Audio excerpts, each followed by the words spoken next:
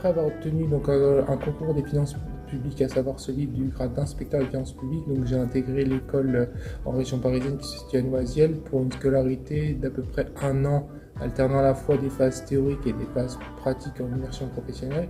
Donc à la suite de ça, j'ai été titularisé et dans le corps des inspecteurs des finances publiques, compte tenu des possibles limitations fonctionnelles et géographiques, j'ai occupé différents postes. Donc le premier d'entre eux, c'était un poste de chargé d'analyse financière d'une division du secteur public local. Donc ce poste consistait à délivrer des analyses financières, donc rétrospectives, prospectives, consolidées et des agrégations territoriales pour l'ensemble des collectivités donc, du bloc de la sphère brésilienne, à savoir du département de l'Ille-et-Vilaine. Donc j'ai fait ça pendant 2 ans et demi. Ensuite, j'ai intégré pendant une courte période une division stratégie. J'étais davantage chargé des missions transverses, donc à savoir l'accueil des contribuables dans le centre des finances publiques, la mise en place du nouveau réseau de proximité, parce qu'il faut savoir qu'à finances publiques, le réseau s'est restructuré et ce qui a conduit à la création de structures beaucoup plus grosses qu'auparavant, et donc du coup avec des dispositifs d'accompagnement qui allaient avec. Donc j'étais en charge d'assurer le déploiement dans le département 35 de ce dispositif-là. Et puis depuis peu, j'ai intégré un autre service donc, qui s'appelle le pôle national d'analyse des comptes. Et là où on est chargé, ce pôle-là est chargé de vérifier la bonne application des règles de la comptabilité publique donc par les établissements publics locaux, les collectivités locales, donc que ce soit les communes, des établissements publics de coopération intercommunale, des syndicats départementaux d'incendie et de secours, voilà, toute la sphère des collectivités, nous sommes chargés de vérifier la bonne application de la réglementation comptable. Donc dans mon poste actuel, donc au pôle national d'analyse des comptes, donc je suis chargé d'élaborer donc du coup les contrôles, de délivrer des fiches de consigne aux agents qui réalisent ce contrôle-là, à savoir des contrôleurs des finances publiques et des agents des finances publiques, donc respectivement de catégorie B et de catégorie C.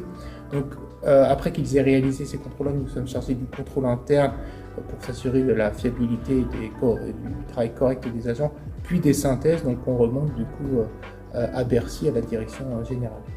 Donc à côté de tous ces pôles métiers, ces compétences, on va dire, techniques, il y a tout un volet management aussi avec la gestion des ressources humaines, entre guillemets. Donc gestion des absences, gestion des congés, gestion du télétravail. Ces 2 points-là sont vraiment très intéressants et ce que je n'avais pas forcément dans l'émission antérieure que j'ai pu évoquer juste avant. Donc m'apporter vraiment de la rigueur, je pense, ne serait-ce que dans l'application d'un cas pratique. Moi je sais que par exemple au travail j'ai à retraiter des bases de données, je sais qu'on avait eu un cours d'économétrie de statistiques et je m'appuie beaucoup sur ce qui nous avait été dispensé à cet égard-là. Et je sais que ce travail-là, en règle générale, plaît aux supérieurs parce que ça apporte une plus-value par rapport à des compétences purement juridiques. La deuxième vertu, je dirais, c'est juste l'organisation du travail, avec la gestion des tâches qui sont importantes et ou urgentes. Donc voilà, c'est toute l'organisation et la rigueur que je mettrai en avant.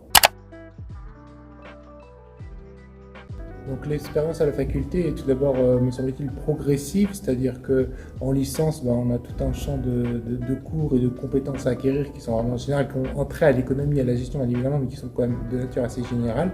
Donc elle est progressive dans le sens où l'étudiant peut développer petit à petit ses compétences et choisir le domaine professionnel qui lui plaît. Deuxièmement, elle est intéressante puisque je trouve qu'à la fois les cours sont certes théoriques, mais c'est des enseignements développés en faculté, donc c'est normal. Mais à côté de ça, on a des TD, même des stages en immersion professionnelle ou facultatifs obligatoires, donc de ce point de vue-là, c'est intéressant. Et troisièmement, je dirais qu'elle est professionnalisante parce qu'on a eu certains intervenants, notamment en master, qui étaient issus du monde professionnel, je pense notamment à un directeur d'hôpital, donc qui nous apporte toute sa connaissance et qui nous permet du moins d'avoir les bases pour assurer une bonne intégration professionnelle à l'avenir. Et moi je sais que ça m'a aidé parce que dans diverses expériences professionnelles, je me suis souvenu de ce que m'avaient dit ces intervenants-là et ça m'a servi quoi qu'il arrive.